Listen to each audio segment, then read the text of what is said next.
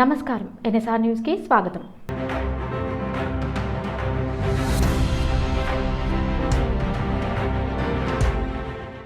సిద్దిపేట జిల్లా హుస్నాబాద్ పట్టణంలోని పలు వార్డుల్లో మంత్రి పొన్నం ప్రభాకర్ మున్సిపల్ ఎన్నికల ప్రచారం నిర్వహించారు। ప్రభుత్వ సంక్షేమ పథకాలు, అభివృద్ధి కార్యక్రమాలు వివరిస్తూ కాంగ్రెస్ పార్టీ అభ్యర్థులను గెలిపించాలని ఓటర్లకు విజ్ఞప్తి చేశారు। ఈ సందర్భంగా మంత్రి మాట్లాడుతూ హుస్నాబాద్ ఊరుముఖం తెలవని కొంతమంది బీఆర్ఎస్ నాయకులు ఇక్కడికి వచ్చి మాట్లాడుతున్నారన్నారు। హుస్నాబాద్ శాసనసభ్యుడిని అయినా తనను రారా పోరా అంటున్నారని, తను తలుచుకుంటే వారిని ఊరి పొలిమేర కూడా దాటనివ్వనన్నారు। దమ్ముంటే హుస్నాబాద్ అభివృద్ధి మీద చర్చకు రావాలని సవాల్ విసిరారు। సిద్దిపేట, వరంగల్ను మించి హుస్నాబాద్ అభివృద్ధి చేద్దామని ప్రణాళికతో ముందుకు పోతున్నామని, 10 ఏళ్ల క్రితం తన హయాంలో శాతవాహన యూనివర్సిటీ వస్తే మళ్లీ 10 సంవత్సరాల తర్వాత ఇప్పుడు ఇంజనీరింగ్ కాలేజ్, లా కాలేజ్ వచ్చిందన్నారు। హుస్నాబాద్ కరీంనగర్తో తల్లిపేగుతో సంబంధం ఉన్నట్టుందని దానిని బలవంతంగా సిద్దిపేటలో కలిపారన్నారు। ఆనాడు ముఖ్యమంత్రి పీసీసీ హోదాలో హుస్నాబాద్ని మళ్లీ కరీంనగర్లో కలుపుతామన్నారని, ఆ బాధ్యత తాను తీసుకుంటానన్నారు। గౌరవెల్లి ప్రాజెక్టు పూర్తి చేసి హుస్నాబాద్ ప్రాంతాన్ని సస్యశ్యామలం చేస్తామని, కుర్చీ వేసుకొని కడతామన్న అప్పటి ముఖ్యమంత్రి 10 ఏళ్లలో ఎందుకు కట్టలేదన్నారు। హుస్నాబాద్ ఏడాది క్రితంకి వచ్చిన వారు ఇప్పుడు వచ్చి చూస్తే ఇది మా హుస్నాబాదేనా అనేలా చేశామని, హుస్నాబాద్ అభివృద్ధి కావాలనుకునేవారు కాంగ్రెస్ పార్టీకి ఓటు వేసి గెలిపించాలని విజ్ఞప్తి చేశారు। తను భయపడే వ్యక్తిని కాదని, తెలంగాణ కోసం పార్లమెంట్లో కొట్లాడి వచ్చిన వ్యక్తిని అని గుర్తు చేశారు। 11వ తేదీ చేతి గుర్తు మీద ఓటు వేసి హుస్నాబాద్లో ఉన్న 20 వార్డుల్లో కాంగ్రెస్ పార్టీ అభ్యర్థులను గెలిపించాలని ప్రజలను కోరారు। ఒక పార్టీ సీనియర్ కర్త అయిన నాకు తెలంగాణ ప్రభుత్వంలో రాష్ట్ర మంత్రిగా మీ అందరి ఆశీర్వచనంతో వచ్చింది। మీ ఆశీర్వచనంతో మంత్రి అయిన తర్వాత గతంలో ఎంపీగా ఉన్నప్పుడు కూడా నిన్న కూడా ముఖ్యమంత్రి గారు చెప్పినారు, పొన్నం ప్రభాకర్ ఒక్కసారి ఎంపీగా చేసి పంపితే తెలంగాణ కోసం పార్లమెంటులో కొట్లాడి తెలంగాణ తెచ్చినటువంటి వాడు పొన్నం ప్రభాకర్ అని చెప్పినాడు ముఖ్యమంత్రి గారు। ఇలా మీ ఆశీర్వచనంతో ఎమ్మెల్యే మంత్రి అయిన తర్వాత హుస్నాబాద్ సంబంధించి చాలా మంది మాట్లాడుతూ ఉన్నారు। ఈ ఊరు తెలివినోడు వచ్చి మాట్లాడుతూ ఉండు, ఈ ముఖం తెలివినోడు వచ్చి మాట్లాడుతూ ఉండు వాడు నిన్న, ఎందుకంటే నేను ఒక గౌరవ శాసనసభ్యుని మంత్రిని, ఆ అనేటువంటి వాడు ఎన్నికలు ఎన్నడూ గెలవలే, నన్ను రారాపోరా కొడుతుండే ఒక అహంకారంతో బిడ్డ చెప్పినా ఇక్కడికి వస్తే గౌరవంగా వదిలిపెడుతున్నా, లేకపోతే పొలిమేర కూడా దాటని అని చెప్పిన నన్ను మర్యాదనే కదా। నువ్వు చర్చ చేయదలుచుకుంటే హుస్నాబాద్ అభివృద్ధి మీద పొన్నం ప్రభాకర్ ఎమ్మెల్యే అయినాక 2 ఏళ్లలో ఏం చేసిండో, నీ శాసనసభ్యుడు ఏం చేసిండో చర్చ చేద్దాం మొత్తం నియోజకవర్గం మీద। ఇలా నేను చెప్తా ఉన్నా ధైర్యంగా నా యొక్క నియోజకవర్గ ప్రజల్ని, గతంలో సిద్దిపేట అంటే ఎట్లుండేనో, కరీంనగర్ అంటే ఏందో, హుస్నాబాద్ అంటే ఏందో, వరంగల్ అంటే ఏందో అంతకంటే పెద్దగా చేసేటువంటి ఆలోచనతో చేస్తా ఉన్నా। ఇప్పటికి ఆసుపత్రి చేసినాం, ఇక్కడ నుంచి మనం పుట్టుగా తల్లి కడుపు పేగు మనకి ఎట్లా సంబంధమో కరీంనగర్ తోటి అటువంటి సంబంధం ఉంది హుస్నాబాద్కు। ఎవరు రాజకీయం చేసినా ఏం మాట్లాడినా కరీంనగర్ హుస్నాబాద్ తల్లి బిడ్డల్లాగా, అటువంటి హుస్నాబాద్ను బలవంతంగా ప్రజల అభిష్టానికి వ్యతిరేకంగా సిద్దిపేటలో కలిపినప్పటికీ భవిష్యత్తు జిల్లా పునర్వ్యవస్థీకరణ జరిగినప్పుడు ఈ హుస్నాబాద్ను కరీంనగర్ కలుపుతాం అనేటువంటి మాట మీ అందరి సాక్షిగా ఆనాటి పిసిసి అధ్యక్షుడు రేవంత్ రెడ్డి గారు ఇక్కడ చెప్పారు। దాన్ని అమలు చేసే బాధ్యత ఈ శాసనసభ్యుడిగా నాది। ఇండస్ట్రియల్ పార్క్ పెడతా ఉన్నాం, గౌరవెల్లి ప్రాజెక్టు కాలువల ద్వారా నీళ్ళు ఇవ్వకపోతే వచ్చే ఎమ్మెల్యే ఎన్నికల్లో ఓటు అడగా అని చెప్పే ధైర్యం నాకుంది। 10 ఏళ్ళ కృషి చేసుకొని కడతా ఉన్నాను, ఎందుకు కట్టలేదో జవాబు చెప్పాల్సిన అవసరం ఉంది। రాజుపేటలోని ప్రాథమిక ఉన్నత పాఠశాలలో చెన్నారావుపేట్ మండలం అమీనాబాద్ గ్రామంలో గ్రామ పంచాయతీ కార్యాలయంలో మరియు నెక్కొండ మండలంలోని గ్రామ పంచాయతీ కార్యాలయాల్లో గ్రామీణ న్యాయ సంరక్షణ మరియు మద్దతు కేంద్రంలను వరంగల్ జిల్లా ప్రధాన న్యాయమూర్తి విబి నిర్మల గీతాంబ ప్రారంభించారు। ఈ సందర్భంగా ప్రధాన న్యాయమూర్తి మాట్లాడుతూ సమాజంలోని పేదలు మరియు వెనుకబడిన వర్గాలకు అందుబాటులో ఉండే చట్టపరమైన సహాయాన్ని అందించడానికి న్యాయం ప్రతి ఒక్కరికి అందుబాటులో ఉండాలని, రాజ్యాంగ ఆశయాన్ని గ్రామస్థాయికి తీసుకురావడమే ఈ కేంద్రం యొక్క ముఖ్య ఉద్దేశమని తెలిపారు। భారత రాజ్యాంగం ప్రతి పౌరునికి సమాన న్యాయం కల్పించాలనే లక్ష్యంతో ఈ క్లినిక్ రూపొందించబడిందని పేర్కొన్నారు। చాలాసార్లు పేదలు, మహిళలు, వృద్ధులు, వికలాంగులు, కార్మికులు, ఎస్సీ, ఎస్టీ వర్గాల వారు న్యాయ వ్యవస్థకు దూరంగా ఉండిపోతున్నారు। ఈ పరిస్థితిని మార్చడానికే జాతీయ న్యాయ సేవాధికార సంస్థ దేశవ్యాప్తంగా అనేక ప్రజాహిత కార్యక్రమాలను అమలు చేస్తోందని తెలిపారు। ప్రజలతో న్యాయ వ్యవస్థ నేరుగా మాట్లాడటం, కోర్టులు ప్రజల వద్దకు రావడమే ఈ కార్యక్రమం యొక్క సారాంశమని అన్నారు। న్యాయంపై ఉన్న భయం, అపోహ అపోహలు తొలగించి ప్రజలు వారి హక్కులు బాధ్యతలు తెలియజేయడమే న్యాయ సేవాధికార సంస్థల యొక్క లక్ష్యమని తెలిపారు. ఈ గ్రామ న్యాయ సంరక్షణ మరియు మద్దతు కేంద్రం ద్వారా ఉచిత న్యాయ సహాయం గురించి, కుటుంబ, భూ, కార్మిక, గృహహింస, మహిళలు మరియు పిల్లల హక్కులపై మార్గదర్శకత్వం, లోక్ అదాలత్లు, మధ్యవర్తిత్వం వంటి సులభ పరిష్కార మార్గాలు, ప్రభుత్వ సంక్షేమ పథకాలపై న్యాయ అవగాహన గ్రామ స్థాయిలోనే అందించబడతాయని వివరించారు. ఈ కేంద్రం ద్వారా చిన్న సమస్యలు పెద్ద వివాదాలుగా మారకుండా ముందే పరిష్కారం పొందే అవకాశం లభిస్తుంది.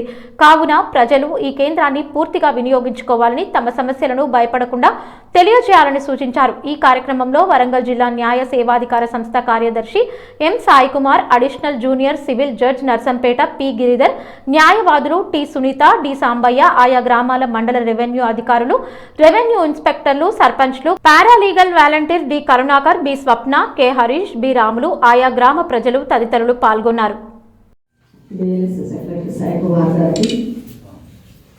Additional chief judicial magistrate Giridhar గారికి, పిఎల్వి కరుణ గారికి, సర్పంచ్ గారికి, రివ్యూ చేసిన మహిళలకి అందరికి శుభోదయం. ఈరోజు మనము ట్రైబల్ రైట్స్ని ప్రొటెక్ట్ చేయడం కోసం అనేసి మన జాతీయ న్యాయ సేవాధికార సంస్థ అలాగే రాష్ట్ర న్యాయ సేవాధికార సంస్థ వారు సంవిధాన స్కీమ్ కింద ఈ లీగల్ ఎయిడ్ క్లినిక్స్ని ఎస్టాబ్లిష్ చేయడం జరిగింది. దీని యొక్క ముఖ్య ఉద్దేశం మీకు ఎటువంటి రైట్స్ ఉన్నాయి అనే వాటిని తెలియపరచడం, అలాగే వాటిని ప్రాపర్గా ఇంప్లిమెంట్ చేయడం కోసం అనేసి న్యాయ సహాయానికి మీరు జిల్లా వరకు రానవసరం లేదు, మీ గ్రామంలోనే మీకు ఆ న్యాయ సహాయం అందించే విధంగా ఈ క్లినిక్స్ని ఏర్పాటు చేయడం జరిగింది. దానికి కాదు ఇక్కడ పిఎల్వి గారిని కూడా అపాయింట్ చేయడం జరిగింది. ఇతను ప్రతి శనివారం కూడా అటెండ్ అవుతారు. మీరు మీ యొక్క సమస్యలని అతనికి తెలియజేయాల్సిందిగా కోరుకుంటున్నాను. సర్పంచ్ గారు చెప్పారు ఇక్కడ 3 తండాలు ఉన్నాయనేసి, ఆ తండాల వాళ్ళకి సంబంధించినవి ఏవైనా కూడా మీరు ఇక్కడ డిస్కస్ చేసుకోవచ్చు. ఏ సమస్యలు ఉన్నా కూడా, అంటే గవర్నమెంట్ స్కీమ్స్ కింద మీకు రావాల్సింది ఏమన్నా రాకపోయినా అలాంటివి ఏమన్నా ఉన్నా కూడా వాళ్ళకి తెలియజేస్తే నాకు వాళ్ళు పంపించినప్పుడు అవి ఇంప్లిమెంట్ చేయించడానికి సహాయ సహకారాలు అందిస్తాము.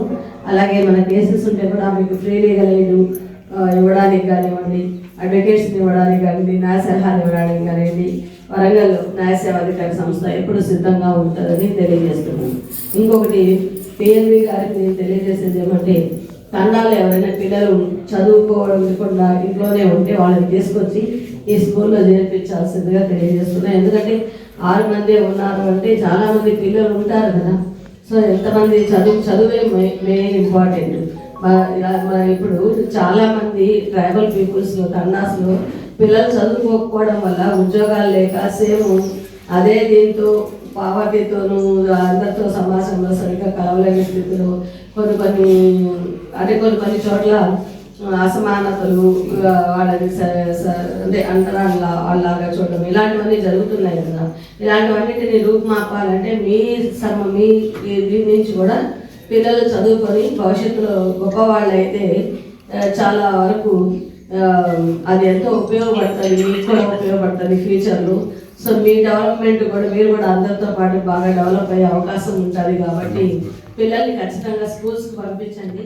ఎవరైనా కాంగ్రెస్ ప్రభుత్వం సింగరేణి కాలరీస్ కంపెనీలో చేస్తున్న అక్రమాలు, అవినీతి వ్యవహారాలను ప్రజల ముందుకు తీసుకువెళ్లాల్సిన అవసరం ఏర్పడిందని సిపిఐ నాయకుడు సీతారామయ్య స్పష్టం చేశారు. సింగరేణి కాపాడుకోవాలన్న లక్ష్యంతోనే మున్సిపల్ ఎన్నికల్లో బీఆర్ఎస్ పార్టీతో పొత్తు పెట్టుకున్నామని ఆయన తెలిపారు. ఒకప్పుడు సింగరేణి అంటే కార్మికులకు అనేక సంక్షేమ పథకాలు, అభివృద్ధి కార్యక్రమాలకు నిలయంగా ఉండేదని, కానీ కాంగ్రెస్ ప్రభుత్వ పాలనలో సింగరేణి అంటే స్కీములు కాదు, స్కాములుగా మారిపోయిందని సీతారామయ్య తీవ్ర విమర్శలు చేశారు. సింగరేణిలో జరుగుతున్న అక్రమ లావాదేవీలు, నిధుల దుర్వినియోగం, నియామకాలలో అవకతవకలు సంస్థ భవిష్యత్నే ప్రమాదంలోకి నెట్టుతున్నాయని ఆయన అన్నారు.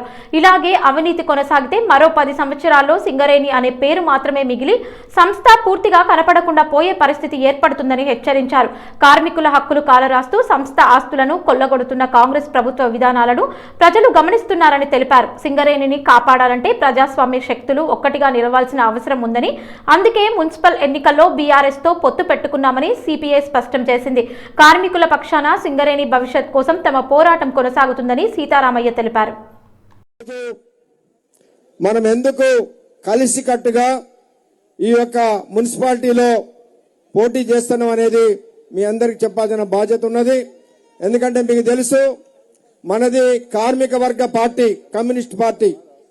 సింగరేణి కార్మికుల కొరకు గత 100 సంవత్సరాలుగా అనేక పోరాటాలు చేసి సింగరేణి ఎంతో అభివృద్ధి చేసుకున్నాం.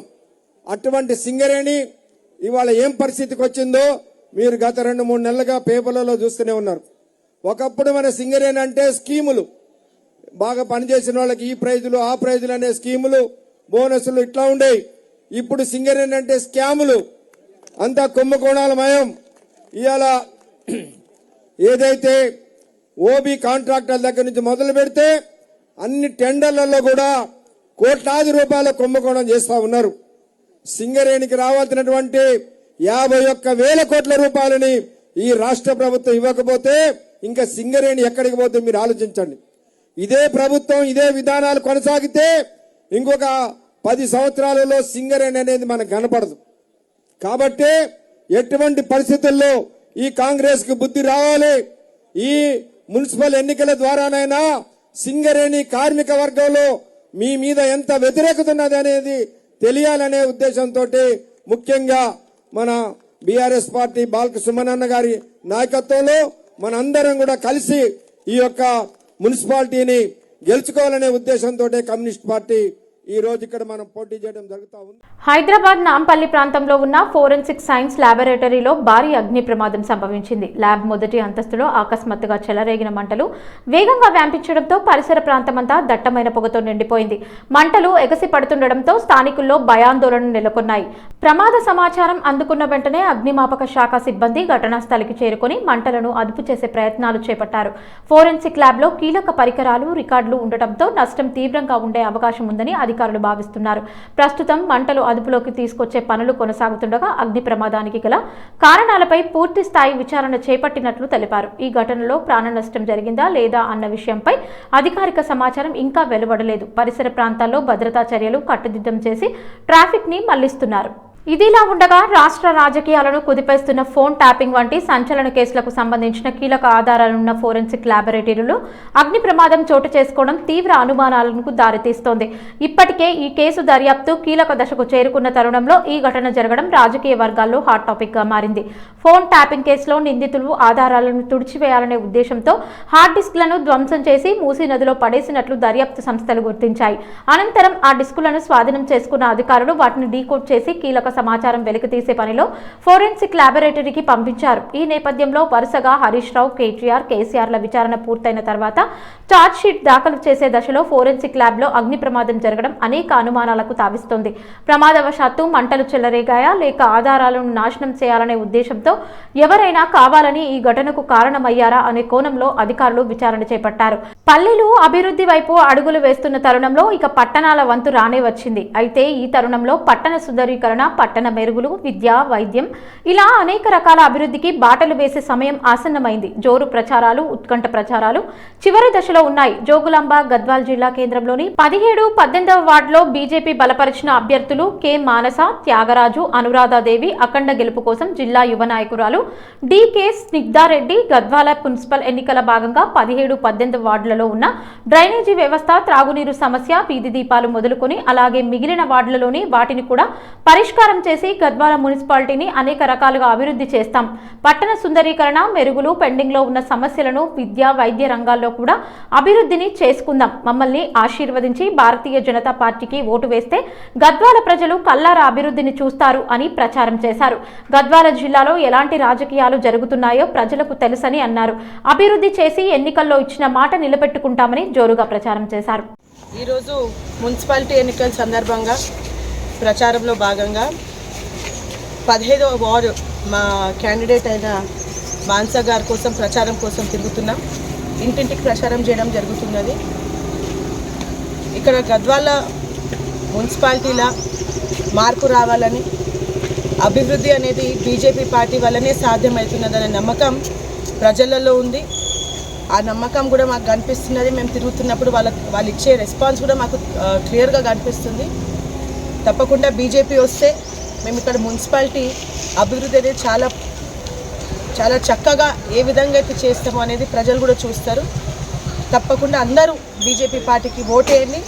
కమలం పువ్వుకి ఇక్కడ మున్సిపాలిటీలో జెండా పెట్టే విధంగా మాకు అందరు సహకారం ఇస్తారని కోరుకుంటున్నాను. నర్సంపేట్ శాసనసభ్యులు దొంతి మాధవరెడ్డి ఆదేశాలతో రానున్నది వేసవి కాలం కావున గ్రామంలో లో వోల్టేజ్ కారణంగా విద్యుత్ అంతరాయం ఏర్పడకుండా ఉండటానికి మా నాచినపల్లి గ్రామానికి 8 మినీ ట్రాన్స్ఫార్మర్లు ఏర్పాటు చేయడం జరిగింది.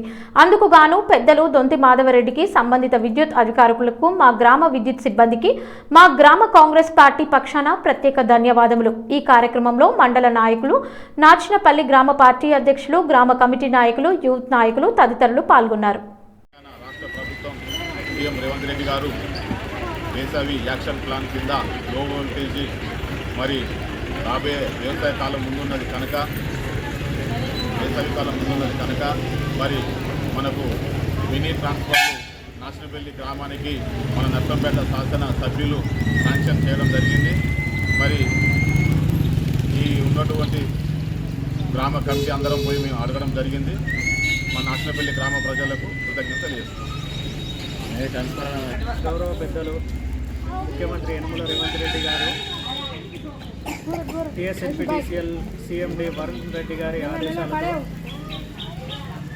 రానున్న వేసవి తరుణంలో విద్యుత్ వినియోగం ఎక్కువ ఉండడం వల్ల గ్రామాన విద్యుత్ అంతరాయం ఉండకుండా మినీ ట్రాన్స్ఫార్మర్లు ఏర్పాటు చేయడం జరిగింది ప్రభుత్వం తరఫున. అందుకు గాను మా నాచినపల్లి గ్రామానికి 8 మినీ ట్రాన్స్ఫార్మర్లు శాంక్షన్ చేయడం జరిగింది. దీనికి పెద్దలు గౌరవ శాసనసభ్యులు దొంతి మాధవరెడ్డి గారికి, ఏడీ గారికి, ఏఈ గారికి, నాచినపల్లి గ్రామ విద్యుత్ సిబ్బంది, జూనియర్ లైన్మెన్, హ్యాండ్మ్యాన్ వాళ్ళందరికీ నాచినపల్లి గ్రామ ప్రజల తరఫున, మా తరఫున ప్రతి ఒక్కరికి ధన్యవాదములు. కేసీఆర్ ప్రభుత్వంలో తాను మంత్రిగా ఉన్న సమయంలో నిర్మించిన డబుల్ బెడ్రూమ్ ఇండ్లను మాజీ మంత్రి ఎర్రబెల్లి దయాకర్ రావు సందర్శించి పరిశీలించారు. ఈ సందర్భంగా ఇండ్ల నిర్మాణ స్థితిగతులు, సౌకర్యాలపై ఆరా తీశారు. ఇళ్ల వద్ద నివాసం ఉంటున్న లబ్ధిదారులతో ముచ్చటించిన ఎర్రబెల్లి దయాకర్ రావు వారికి అందుతున్న వసతులపై వివరాలు అడిగి తెలుసుకున్నారు. ఇల్లు బాగుందా, ఎలాంటి సమస్యలున్నాయా అని అడిగి తెలుసుకున్నారు. అలాగే ఇది నేనే ఇచ్చిన ఇల్లు అంటూ కేసీఆర్ ప్రభుత్వ హయాంలో చేపట్టిన సంక్షేమ పథకాల ప్రాధాన్యతను గుర్తు చేశారు. డబుల్ బెడ్రూమ్ ఇండ్ల పథకం ద్వారా పేదలకు సొంత ఇల్లు కలగడం బీఆర్ఎస్ ప్రభుత్వ ప్రధాన లక్ష్యమని పేర్కొన్నారు. ఆ పథకం వల్ల వేలాది కుటుంబాలు గౌరవప్రదమైన జీవితం పొందుతాయని అన్నారు. భవిష్యత్తులోనూ పేదల సంక్షేమమే బీఆర్ఎస్ పార్టీ ప్రాధాన్యత అని ఆయన స్పష్టం చేశారు. ఈ కార్యక్రమంలో స్థానిక నాయకులు, పార్టీ కార్యకర్తలు పాల్గొన్నారు. కేసీఆర్ పై ఆయన సొంత నియోజకవర్గమైన గజ్వేల్లో ప్రజల ఆగ్రహం ఒక్కసారిగా ఉప్పొంగింది. పట్టపగలు బీఆర్ఎస్ పార్టీకి చుక్కలు చూపిస్తూ గజ్వేల్ ప్రజలు రోడ్డెక్కారు. మా ఊర్లోకి ఒక బీఆర్ఎస్ నాయకుడు కూడా అడుగు పెట్టకూడదంటూ గ్రామమంతా కదిలి వచ్చి పార్టీ నేతలను అడ్డుకున్నారు. ఈ ఘటనతో నియోజకవర్గంలో తీవ్ర ఉద్రిక్తత నెలకొంది.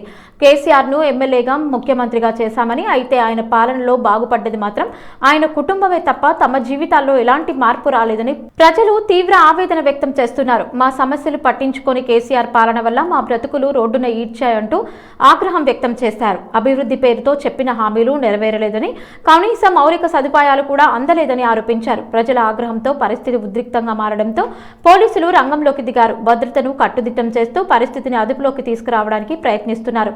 ఈ ఘటన గజ్వేల్ రాజకీయాల్లో కొత్త చర్చకు దారితీస్తుండగా కేసీఆర్ సొంత నియోజకవర్గంలోనే ఇలా ప్రజల నిరసన వ్యక్తమవడం బీఆర్ఎస్ కి తీవ్ర ఎదురు దెబ్బగా మారిందని రాజకీయ విశ్లేషకులు వ్యాఖ్యానిస్తున్నారు.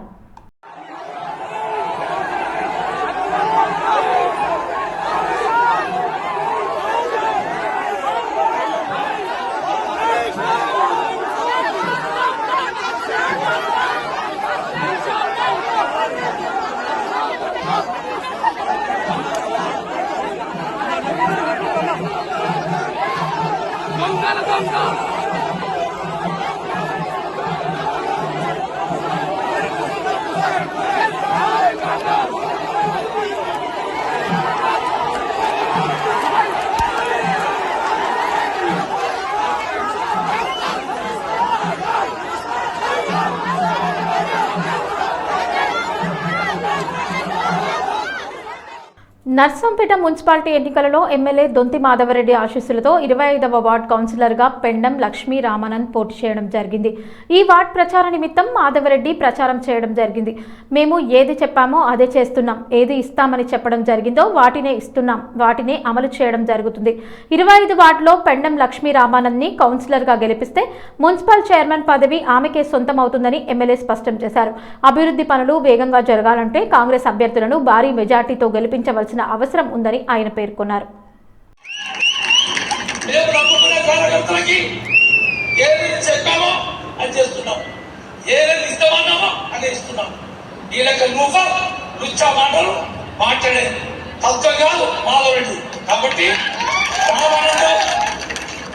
మన కుటుంబంలో శ్రీలక్ష్మి ఈ రోజు చైర్మన్ అయితే ఉంది.